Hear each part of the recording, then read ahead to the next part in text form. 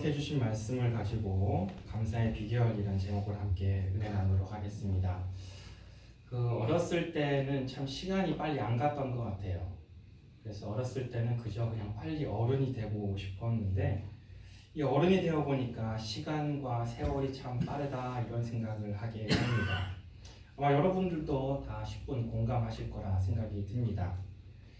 제가 가장 이 세월이 빠르다, 시간이 빠르다는 것을 실감하는 게 뭐냐면 제가 한국을 떠나와서 미국에 첫 발을 디딘 지 벌써 이제 1년이 다 돼가더라고요. 벌써 제가 작년 12월에 왔으니까 지금 이제 10월이니까 벌써 10개월이 지나고 이제 곧 1년이 됩니다. 그렇게 생각하니까 시간이 참 빠르더라고요. 별거 한 것도 없는데 벌써 미국에서 1년을 보내고 있습니다. 그렇게 2023년도 12달 중에 벌써 10달이 지나가고 있지요. 이 가을을 맞이하면서 많은 분들이 지금 일교차로 또 여러 가지 독감으로 코비드로 고생하고 계셔서 참 안타깝습니다만 그래도 가을 하면 뭐니 추수의 계절이고 또 감사의 계절이다 이렇게 얘기할 수 있을 것입니다. 가을은 추수의 계절이요 또 결실의 계절이기도 하고요. 또 기도의 계절이고 또 감사의 계절입니다. 가을은 참 날씨가 좋아서 기도하기에 더없이 좋은 날씨고 또 한 해를 돌아보면서 지금까지 지켜주신 하나님의 은혜에 감사하는 절기라고 할 수 있습니다. 우리가 아주 막 넘치진 않지만 그래도 풍족하게 이만큼 살게 하신 하나님의 은혜, 또 지금까지 이끄시고 보호하신 하나님의 은혜, 오곡백과가 물들게 하시고 또 여러 가지 만물들이 빨갛게 노랗게 물드는 것을 보면서 하나님의 창조 섭리를 깨달을 수 있는 그 은혜, 이 모든 것이 다 하나님의 은혜였음을 고백하고 감사하는 절기가 바로 가을이 아닐까 싶습니다. 자, 우리 옆에 분과 한번 인사해 보실까요? 감사합니다. 축복합니다. 감사합니다. 자, 우리가 방금 인사를 했습니다. 뭐라고 했죠? 감사합니다. 감사합니다. 축복합니다. 우리가 감사하다는 이 말, 감사합니다라고 하는 말은 사실 어렵지 않습니다. 내가 마음에 내키지 않아도, 별로 감사하지 않아도 감사합니다라고 하는 그 5글자 말하는 것은 크게 어렵진 않습니다. 그런데 우리가 우리의 상황과 형편을 돌아보고 정말 마음에서 진심에서 우러나오는 감사함은 사실 쉽지 않습니다. 우리의 삶을 한번 돌아볼까요? 당장 내일 어떻게 살아야 될지, 내일 이 나라가 어떻게 될지, 또 우리 집안이 어떻게 될지, 우리 자녀들이 어떻게 될지 우리는 한 치 앞도 알 수 없습니다. 집세며 보험금이며 각종 할부금에 자녀들 양육비에 돈 나갈 때가 한두 군데가 아니죠. 그걸 생각하면은 감사하기 쉽지 않습니다. 그리고 지금 많은 분들이 또 아파하고 계시는데 질병과 또 건강 걱정하면요, 또 걱정이 또 태산입니다. 또 내일부터 우리가 어떤 일을 해야 될지 산적해 있는 그 문제들을 생각해 보면요, 걱정거리가 한두 개가 아니지요. 그리고 과연 난 언제 죽을까? 이 죽음에 대한 두려움도 우리를 불안하게 합니다. 이렇게 걱정거리가 많고요, 염려거리가 많다 보니까요, 우리의 입술에는 감사가 많기보다는 걱정과 근심, 불평, 불만이 더 많을 때가 많습니다. 그래서 솔직히 매사에 감사하는 것은 쉽지가 않습니다. 그래서 어떤 사람은 이렇게 이야기합니다. 불평은 본능이고 감사는 훈련이다. 이렇게 얘기를 하더라고요. 한번 읽어볼까요? 시작. 불평은 본능이고 감사는 훈련이다. 참 그런 것 같아요. 우리가 그냥 가만히 냅두면요, 불평이 나오게 되어 있어요. 선천적으로 우리 마음 가운데 불평이 흘러나오게 되는 거죠. 그런데 어린 아이들이 유치원을 거쳐서 초등학교, 중학교, 고등학교를 거치면서 배움을 하게 되죠. 일종의 훈련을 하게 됩니다. 그래서 어린아이가 태어났을 때 정말 아무것도 못해요. 아무것도 모릅니다. 더하기, 뺄셈도 모르고 어떤 비판적인 사고나 이성적인 사고를 할 줄 모릅니다만 아이가 1년, 2년, 10년, 20년 배우면서 훈련하면서 비로소 알게 되죠. 마찬가지인 것 같아요. 우리가 배우지 않으면, 훈련하지 않으면 우리 입에서는 늘 불평과 불만밖에 있을 수 없어요. 하지만 우리가 신앙생활을 통해서 1년, 5년, 10년 신앙생활을 하면서 우리가 감사를 훈련해야 됩니다. 아멘. 그래서 이 감사가 비로소 우리 몸에 체득화되고 또 감사가 우리에게 습관이 되고 또 우리가 범사에 매사에 감사할 수 있게 되는 거죠. 아멘. 그럼에도 불구하고 아까 말씀드린 것처럼 참 우리가 걱정할 것들이 많습니다. 여러분 혹시 나니아 연대기라고 하는 소설을 알고 계십니까? 이것은 이제 3부작, 4부작으로 이렇게 된 아주 두꺼운 소설책이에요. 아주 재밌는 이런 소설이기도 한데 이 소설이 영화로도 제작이 됐습니다. 이 나니아 연대기라고 하는 것을 보면은 사자도 등장하고요. 또 왕자도 등장하고 공주도 등장하고 어린아이들도 등장하게 되는데 이것을 쭉 읽다 보면은 성경 속 이야기가 이렇게 비춰지는 것을 알 수가 있어요. 그래서 저기 나타나 있는 사자 아슬란이라고 하는 등장인물이 나오게 되는데 그것은 하나님을 상징해요. 그래서 하나님께서 이 땅 가운데 오셔서 자기 몸을 희생하시는 그 예수 그리스도의 모습을 저 사자의 모습에 담아놓기도 했습니다. 그런데 이 나니아 연대기라고 하는 소설을 집필한 작가가 누군가 하니까 바로 C.S. 루이스라고 하는 사람이에요. 이 많은 사람들은 C.S. 루이스가 그저 소설가라고만 생각을 하는데 이 C.S. 루이스는 소설가이기도 하지만 기독교 변증가이기도 합니다. 기독교 변증가는 뭐 하는 사람이냐면은 기독교를 비판하거나 기독교를 모르는 사람들한테 기독교가 뭔지를 이성적으로 설명하고 설득하는 사람을 기독교 변증가라고 해요. 이 C.S. 루이스가 그렇게 기독교에서 나름대로 아주 연구를 많이 하고 기독교를 변증하는 변증가니까 이 사람이 얼마나 신앙이 대단하겠어요? 우리는 그렇게 생각할 수 있죠. 그리고 나니아 연대기라고 하는 아주 함축적인 기독교 소설을 작성했으니까 이 사람의 신앙이 대단할 거다라고 우리는 생각을 합니다. 그런데 이 C.S. 루이스가 어떤 얘기를 했냐면 이런 얘기를 한 적이 있어요.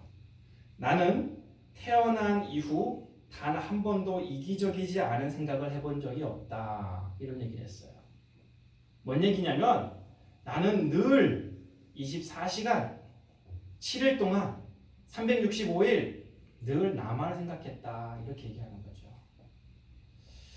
이 고백이 비단 C.S. 루이스만의 고백은 아닌 것 같아요.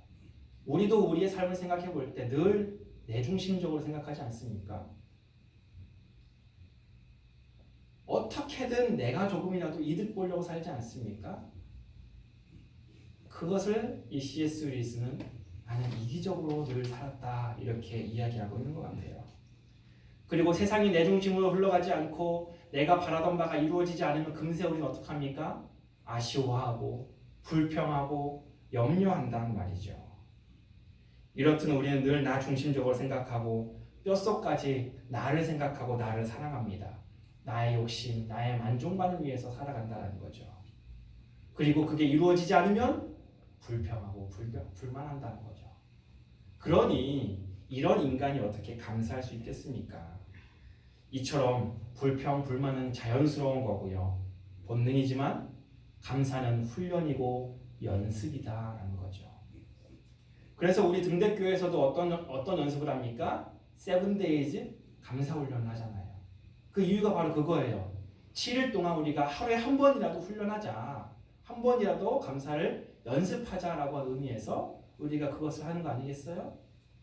바로 이처럼 우리가 감사하는 게 쉽지가 않다는 거예요. 자, 그래서 오늘 우리가 말씀을 통해서 시편 100편의 말씀을 통해서 그럼 과연 어떻게 하면 우리가 감사할 수 있을까? 이렇게 인간이라고 하는 것이 늘 이기적이고 불평, 불만할 수밖에 없는데 그것을 뛰어넘어서 어떻게 하면 우리가 신앙적으로 감사할 수 있을까?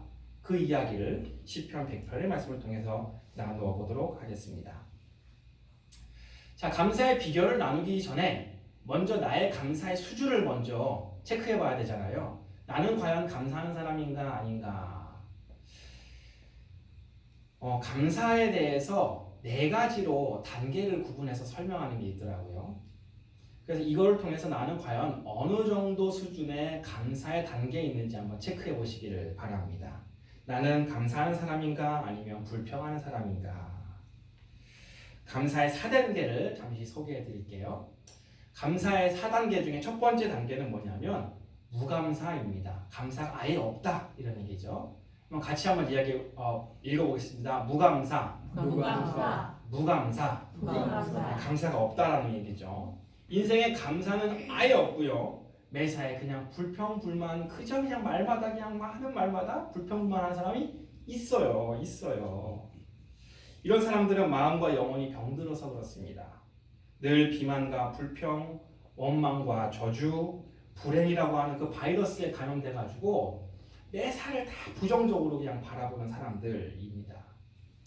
이런 사람 특징이 있어요. 주변에 친구가 없습니다. 동료가 없어요. 왜 그러냐면은 이 불평하면 그 옆에 있는 사람들까지 짜증나거든요. 그 듣고 있는 사람이 신경질 나거든요. 그러니까 그 사람 옆에는 친구가 점점 떠나가게 돼 있습니다.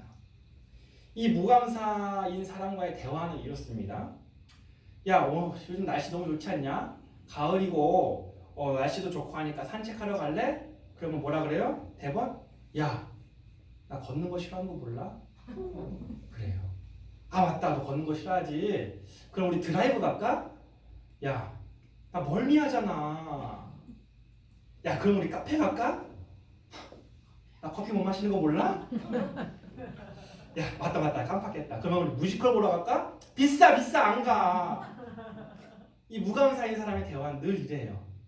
해야 되는 이유보다 해야 하지 말아야 이유, 하기 싫은 이유가 늘 더 많다라는 거죠. 그러니까 당연히 주변에서 사람들이 떠나갈 수밖에 없습니다. 자, 감사의 첫 번째 단계 바로 무감사. 혹시 우리가 이런 모습은 아닙니까? 두 번째, 이거보다 조금 나은 단계가 있습니다. 감사의 두 번째 단계는 뭐냐면 같이 한번 읽어보겠습니다. 조건적 감사. 이거는 뭐냐면요, 내가 바라고 원하는 게 이루어지면은 감사할게 라고 하는 거예요. 미래적인 감사죠. 현재는 지금 감사가 있어요, 없어요? 없어요. 아직까지 감사가 없는 거예요. 내가 그게 이루어지면 좋겠다, 그래 감사할 수 있겠다라고 막연하게 생각하는 거죠. 그래서 미래에 대한 감사이기 때문에 아직 오늘 나의 삶에는, 지금 나에게는 여전히 감사가 없습니다. 그래도 조금이나마 감사의 가능성이 열렸다는 거죠. 세 번째 감사의 단계가 있습니다. 같이 한번 읽어볼까요? 시작. 결과론적 감사. 요거는 받은 바 복에 대해서는 감사하겠다라는 거죠. 그래서 내가 이런 것들이 내가 감사했다 라고 하는 그 감사의 제목이 있을 때는 감사할 수 있습니다. 근데 앞서서 제가 소개했듯이 C.S. 루이스의 이야기처럼 우리는 이기적이어가지고요, 감사한 게 끝나면 금세 다른 소원이 생겨요. 다른 바람이 생깁니다. 그러면 다시 이전의 감사는 사라지게 되겠죠. 그래도 그 이 결과론적인 감사는 상당히 괜찮은 수준의 감사의 단계입니다. 사실 세상에서는 이 정도만 돼도요, 상당히 괜찮은 사람이다, 좋은 사람이다, 싸가지 있는 사람이다, 이렇게 평가를 받아요. 받은 것에 대해서는 적어도 감사할 수 있으니까요. 그래서 요거는 이제 세상적인 기준으로 봤을 때는 아주 괜찮은 사람이죠. 자, 그런데 우리는 보통 사람들이 아니죠. 우리는 믿음의 사람이고 신앙의 사람이고 예수님의 피값으로 구원받은 그리스도인이기 때문에 이 결과론적인 감사를 뛰어넘어야 됩니다. 아멘. 그래서 네 번째 감사의 단계가 있는데 그것은 뭐냐면 범사에 감사하는 거예요. 매사에 감사하는 것. 다른 말로 이야기하면은 내가 바라는 게 이루어지지 않는다 할지라도 감사할 수 있는 것. 그게 바로 이 감사의 궁극적인 단계라고 할 수 있죠. 네 번째, 매사에 감사. 같이 한번 읽어봅시다. 매사에 감사. 그리 아니하실지라도 감사. 네, 그렇습니다. 그래서 내 삶 가운데 감사할 일이 없더라도 감사하는 거고, 심지어 고난과 염려가 있다 할지라도 감사할 수 있어야만 이 단계라고 할 수 있어요. 그 고백을 한 대표적인 사람이 누구냐면 바로 하박국 선지자예요. 우리 같이 한번 읽어보겠습니다. 하박국 3장 17절부터 18절 말씀 함께 읽습니다. 시작. 비록 무화과 나무가 무성하지 못하며 포도나무에 열매가 없으며 감람나무에 소출이 없으며 밭에 먹을 것이 없으며 우리의 양이 없으며 외양간에 소가 없을지라도 나는 여호와로 말미암아 즐거워하며 나의 구원의 하나님으로 말미암아 기뻐하리로다. 아멘. 바로 이 고백이 네 번째 차원의 감사인 거예요. 그리 아니하실지라도. 하박국 선지자는 반복해서 이야기합니다. 못하며 없으며 없을지라도 나는 여호와로 말미암아 감사하겠다, 기뻐하겠다라고 고백하고 있는 거죠. 자, 제가 네 가지 단계의 감사를 소개해 드렸습니다. 가슴에 손을 얹고 한번 스스로 판단해 보십시오. 나는 지금 어느 수준의 감사의 단계에 있습니까?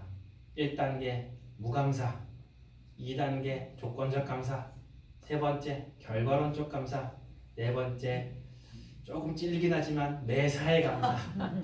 어느 수준에 와 있습니까? 제가 믿기로는 적어도 다 그래도 3번까지는 왔을 거라고 믿습니다. 그리고 이제 그 3단계를 넘어서 우리가 매사에 감사할 수 있는 그 단계로 나아갔으면 좋겠습니다. 아멘. 자, 그런데 이 네 번째 감사로 나아가는 게 하루아침에 되는 게 아니에요. 앞서 이야기했던 것처럼 불평은 본능이지만 감사는 훈련이거든요. 훈련은 하루아침에 되지 않습니다. 1개월, 6개월, 1년, 5년, 10년 해야 겨우 될까 말까 하는 게 바로 훈련이에요. 우리가 위대하게 생각하는 사도 바울도요, 똑같이 얘기했어요. 하루아침에 그 사람이 위대한 사도가 된 게 아니거든요.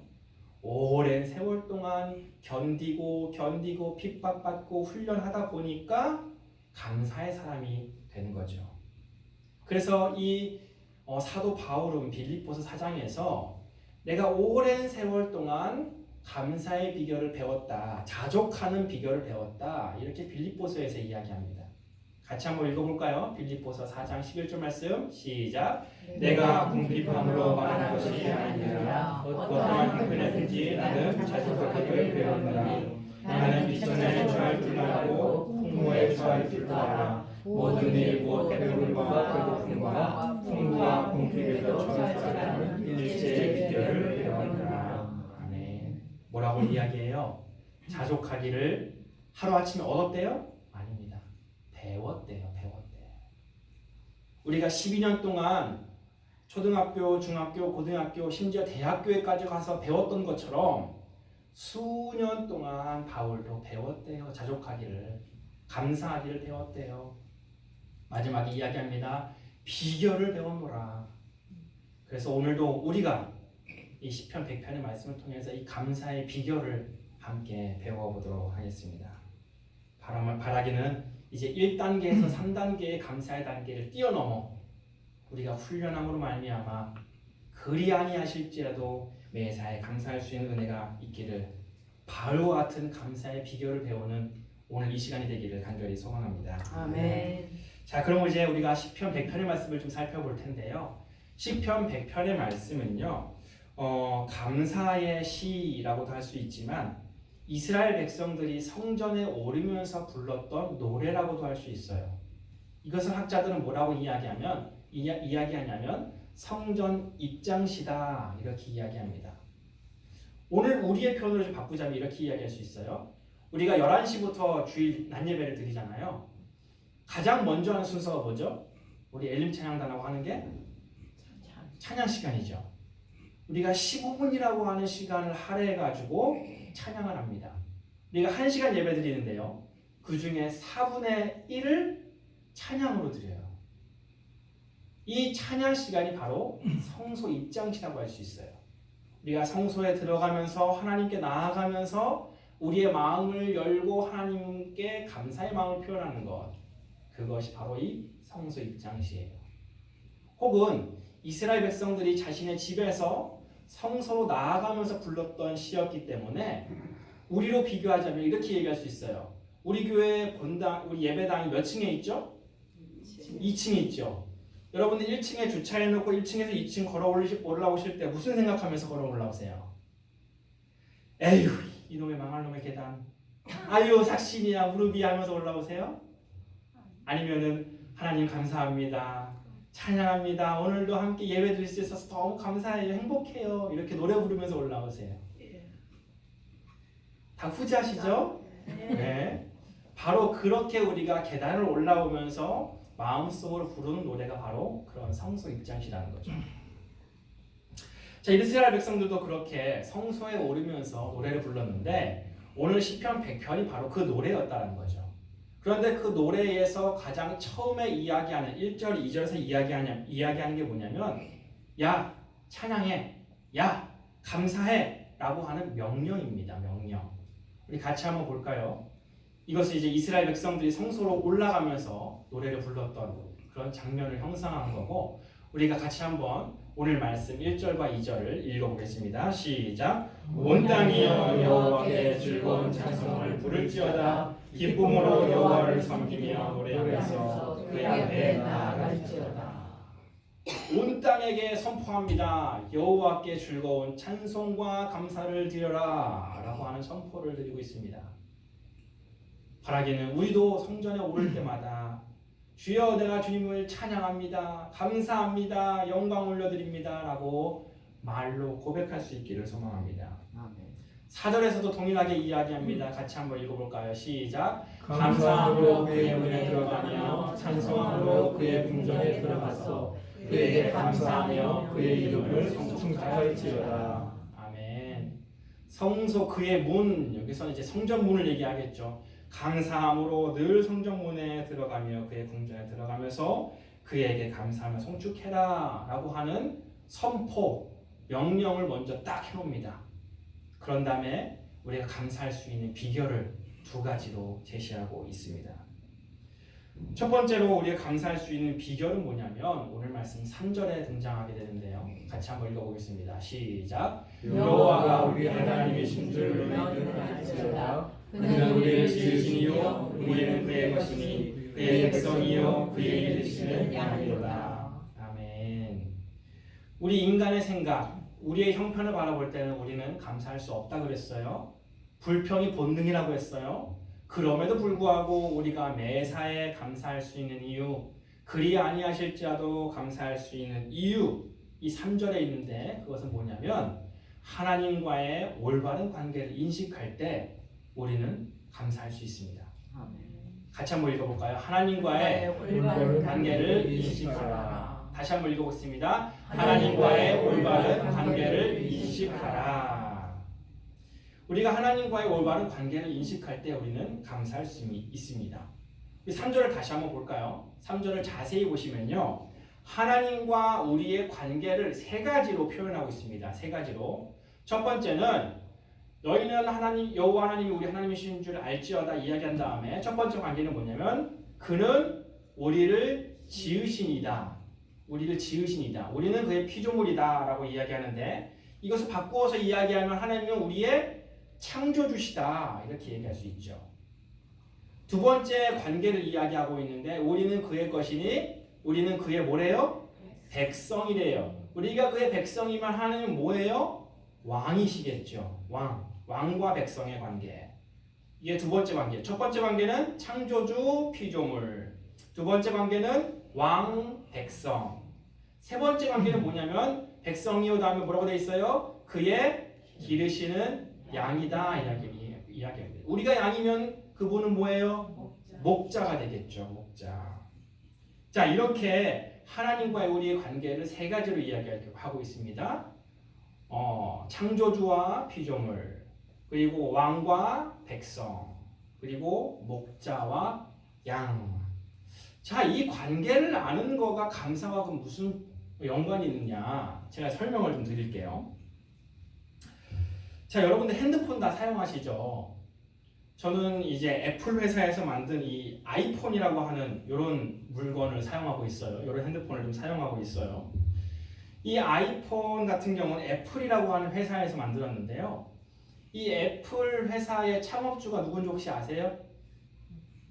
아마 들어보셨을 거예요. 지금 언뜻 생각은 안 나시는데 얼굴이랑 이름 보면은 아실 거예요. 이렇게 생긴 사람이고요. 네, 맞아요. 스티브 잡스라고 하는 사람이에요. 스티브 잡스라고 하는 사람이에요.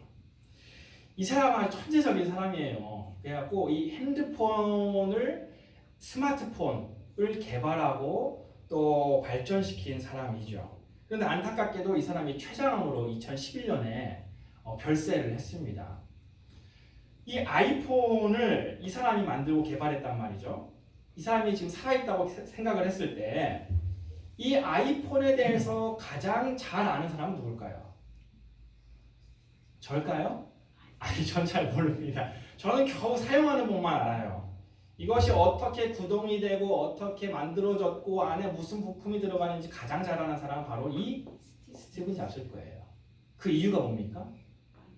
만들었으니까 자기 머리로 이거를 다 개발해 갖고 요거를 만들어냈으니까 이것에 대해서 가장 잘 아는 사람은 바로 스티브 잡스. 이거 개발자겠죠, 당연히. 우리 인간을 만드신 분이 바로 하나님이세요. 아까 우리가 얘기했죠. 그분은 창조주시고 나는 피조물이다. 인간에 대해서 가장 잘 아시는 분은 그럼 누구예요? 하나님이세요. 하나님. 그렇다고 한다면 내가 지금 어디가 아픈지, 무슨 문제가 있는지, 앞으로 어떤 어려움이 닥쳐올 건지, 나에게 지금 필요한 게 무엇인지 가장 잘 아시는 분은 누굽니까? 하나님이에요. 그럼 비록 내가 지금 내 마음에 안 들고 내가 지금 걱정거리가 있고 좀 불평거리가 있다 할지라도 내가 하나님께서 나의 창조주 되신다는 것을 내가 올바로 인식하고 있으면 감사할 수 있을까요? 없을까요? 있어요. 지금 내 눈에는 뭔가 안 맞아요. 내 기준에는 뭔가 안 맞는 것 같지만 하나님 보시기에는 하나님의 계획대로 지금 잘 흘러가고 있는 거거든요. 하나님은 나를 더 잘 아시기 때문에 지금 나에게 지금 이게 필요한 것이고 앞으로 뭐가 필요하신다는 것을 다 알고 계획하시고 이루어 주실 거란 말이죠. 이것을 믿으면요. 이것을 인식하면 그 사람은 감사할 수 있습니다. 왕과 백성도 마찬가지예요. 왕은 뭐 하는 사람이에요? 백성을 지키고 보호하는 사람이죠. 백성을 대표하는 사람이죠. 하나님께서 우리의 왕이 되어주신다는 것은 그분께서 우리를 지키시고 보호하시고 모든 것을 책임져 주신다라는 의미거든요. 그분께서 우리의 목자 되어주신대요. 우리는 그분의 양이래요. 목자는 뭐 하는 사람이에요? 양이 배고프면 푸른 풀밭에서 풀을 먹이는 사람이에요. 양이 목마르다고 하면요 시원한 물가에 데리고 가는 사람이 목자예요. 양이 피곤해하면요 그 피곤한 양에게 잠을 재워주고 밤새도록 그의 곁에서 지키는 사람이 바로 목자예요. 내가 지금 불평하고 어렵고 뭔가 걱정이 있다 할지라도 감사할 수 있는 이유는요 그분께서 내 목자라는 것을 올바로 인식할 때 가능한 거예요. 그분께서 내 왕이구나, 그분께서 내 목자는구나, 그분께서 내 창조주구나 라고 하는 것을 우리가 인식할 때 그것을 내가 올바로 믿고 내 마음 가운데 마음판에 새길 때에 우리는 비로소 그리 아니하실지라도 지금 내 기준에는 그리 아니하실지라도 그래 뜻이 있겠지, 그래 그래도 이만큼 이루어주신 하나님께 감사할 수 있는 겁니다. 하나님과의 올바른 관계를 인식하는 게 그래서 중요한 거예요. 감사의 첫 번째 비결은 뭐냐면 매사에 범사에 그리 아니하실지라도 감사할 수 있는 비결은 뭐냐면 하나님과의 올바른 관계를 인식할 때 가능한 겁니다. 하나님과의 관계가 어떤 관계예요? 첫 번째 창조주와 피조물. 두 번째 관계는 어떤 관계예요? 왕과 백성. 세 번째 관계는 어떤 관계예요? 목자와 양. 이것을 늘 마음 가운데 새기시고 인식하시고 올바른 관계를 맺음으로 말미암아 매사에 그리 아니하실지라도 감사할 수 있는 저와 여러분이 되기를 간절히 소망합니다. 아멘. 그래서 시편 23편 기자는 이렇게 이야기합니다. 여호와는 나의 목자시니 내게 부족함이 없으리로다. 나에게 목자 되어 주신 것을 인식하니까 부족함이 없대요. 감사하대요. 자족한대요. 바라기는 우리가 이 시편 23편의 저자처럼 늘 감사할 수 있기를 하나님과의 올바른 관계를 인식함으로 말미암아 늘 감사할 수 있기를 간절히 소망합니다. 아멘. 두 번째로 우리가 상황과 형편을 뛰어넘어서 늘 감사할 수 있는 비결은 뭐냐면 오늘 말씀 5절에 나와 있습니다. 같이 한번 읽어볼까요? 시작. 여호와는 선하시니 그의 인자하심이 영원하고 그의 성실하심이 대대에 이르리라. 아멘. 우리의 상황과 형편을 봤을 때는 감사할 수 없지만 그럼에도 불구하고 감사할 수 있는 두 번째 비결은 뭐냐면 하나님의 성품을 깊이 경험할 때 가능합니다. 첫 번째 비결은 하나님과의 관계를 인식하는 거였고요. 두 번째는 하나님의 성품을 인식할 때, 경험할 때 가능합니다. 우리가 어떤 사람을 좀 알아간다고 한번 생각해 봅시다. 우리 권사님하고 제가 이제 친해져 가는 과정이에요. 우리 목사님하고 친해져 가는 과정이에요. 제가 우리 목사님이나 우리 권사님의 가족 관계가 궁금해가지고 물어봅니다. 권사님, 자녀의 수레가 어떻게 되세요? 혹은 가족 관계가 어떻게 되세요? 이렇게 물어봅니다. 그렇게 물어보면은 대답해 주시겠죠. 저는 뭐 아들 둘입니다. 뭐 딸 둘입니다. 혹은 형제가 어떻게 됩니다. 이렇게 이야기하죠. 그 사람의 가족 관계에 대해서는요, 우리가 금방 질문 하나로 알 수 있어요. 하지만 그 사람의 가치관이 어떤지, 그 사람이 어떤 태도로 살아가는지, 어떤 사람인지는요, 질문 하나로 알 수 없습니다. 그 사람을 오래 봐야 돼요. 평생을 같이 사는 부부도 살다 보면 어머, 이 양반한테 이런 모습이 있었어? 이럴 때가 있는데 우리가 며칠 만난 사람을 어떻게 알겠어요? 그러니까 한 사람을 아는 데는요, 아주 오랜 시간이 필요합니다. 그 사람의 성격을 알기 위해서는 오랜 시간이 필요하다는 거죠. 제가 여러분들과 함께한 지 10개월 정도 됐습니다. 아마 여러분들도 다 속으로 저를 평가하고 나름대로 판단을 하셨을 거예요. 저 목사님은 저런 성격이구나. 그런데 10개월 동안 저를 보셨지만 저를 본 거는 주일날 교회에서밖에 없잖아요. 그러니까 사실 제가 나머지 6일 동안은 어떻게 살아가는지, 어떤 성격을 갖고 있고 어떤 생각을 하는지 여러분들은 잘 모릅니다. 제가 뒤로는 어떤 나쁜 짓을 하는지 여러분은 모르죠. 이처럼 우리가 누군가의 성격과 성품을 알기 위해서는 오랜 시간이 필요합니다. 오늘 말씀에서는요, 하나님에 대해서 이야기합니다. 하나님이 어떤 분인지를 분명하게 이야기하고 있어요. 하나님에 대해서 뭐라고 이야기하냐면 똑같이 세 가지로 이야기합니다. 하나님은 어떤 분이시냐면 첫 번째, 선하시다. 두 번째, 인자하시다. 세 번째는 성실하시다. 이렇게 이야기하고 있습니다. 선하다는 것은요, 영어로 보니까 God is so good 이라고 표현하고 있더라고요. 이거는 뭐 설명하지 않아도 다 아실 것 같아요. 하나님은 좋은 분이다. 그런 뜻이에요. 두 번째로 인자하시다는 것은요, 우리가 어떤 잘못을 하든 어떤 못난 짓을 하든지 하나님께서는 용서하신다. 그런 뜻이죠. 세 번째는 어떤 뜻이냐면 성실하시다. 이게 조금 어려운데 이것을 다른 말로 이야기하면 변함이 없다. 이런 뜻이에요. 본인이 한 말은 꼭 지킨다. 그런 뜻입니다. 우리가 하나님의 성품에 대해서 알 수 있는 건 뭐냐면요, 하나님은 선하시고 인자하시고 성실하시다. 이렇게 이야기를 하고 있습니다. 우리가요, 하나님에 대해서 하루아침은 알 수 없습니다. 그래서 오늘 성경은 우리한테 힌트를 줘요. 하나님은 선하시고 인자하시고 성실하신 분이다. 그 성실하신 분, 변함없으신 분, 그분이 약속하신 성경의 말씀은 반드시 지키시는 분이시기 때문에 우리가 그 하나님의 성품을 깊이 경험할 때 우리는 비로소 감사할 수 있어요. 성경 말씀에서 뭐라고 이야기합니까? 그분께서 우리의 삶을 지키시고 보호하시고 앞으로 우리가 어떻게 살든지 간에 용서하시며 우리가 회개할 때 용서하시며 그리고 그분께서 예수 그리스도로 말미암아 우리에게 저 천국을 약속하셨다라고 하는 그 약속이 성경에 있어요. 그분은 성실하시기 때문에 그 약속을 반드시 지키시는 분이에요. 비록 지금은 내가 좀 어렵지만, 지금은 내가 지금 불평할 것들이 너무나 많지만, 걱정거리가 태산이지만 그 하나님께서 선하시기 때문에, 그분께서 좋으시기 때문에, 그분께서 인자하시기 때문에, 그분께서 약속하신 것은 꼭 지키시기 때문에 그것을 우리가 깨달을 때 우리는 비로소 감사할 수 있습니다. 우리의 상황과 형편으로는 감사하기 힘들지만 우리가 감사할 수 있는 이유, 감사할 수 있는 비결 두 가지는요. 하나님과의 관계를 올바로 인식할 때, 그리고 하나님의 성품, 선하시고 인자하시고 성실하신 그분의 성품을 경험할 때, 깊이 오랫동안 경험할 때 우리는 감사할 수 있게 됩니다.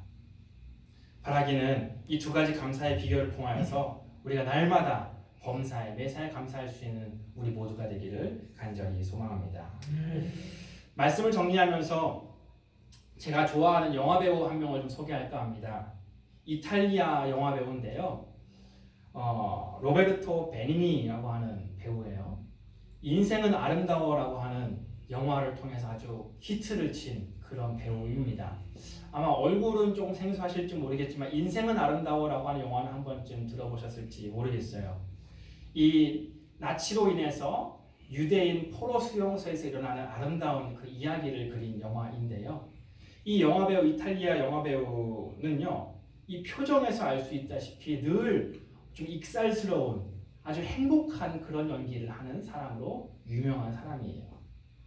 그런데 놀랍게도 이 로베르토 베니니라고 하는 사람이 이런 말을 했더라고요. 적당히 감사를 표현하는 것은 보통 사람이라는 증거다. 이런 말을 했어요. 적당히 감사를 표현하는 것은 보통 사람이라는 증거다. 사랑하는 등대가족 여러분, 언제까지 보통 사람으로 사시겠습니까? 언제까지 1, 2, 3단계에 머무른 감사의 단계를 사시겠습니까? 우리는 보통 사람이 아니에요. 우리는 예수님의 피값으로 주고 사신 너무나 귀중한 사람들이에요. 아멘. 우리는 예수님의 피값보다 소중한 사람들이에요. 그러니까 하나님께서 예수님의 피값을 주고 우리를 사셨죠. 우리는 보통 사람이 아닙니다. 우리는 크리스천, 그리스도인이에요. 그렇다고 한다면 우리는 적당히 감사해서는 안 됩니다. 받은 바 은혜에서만 감사해서는 안 돼요.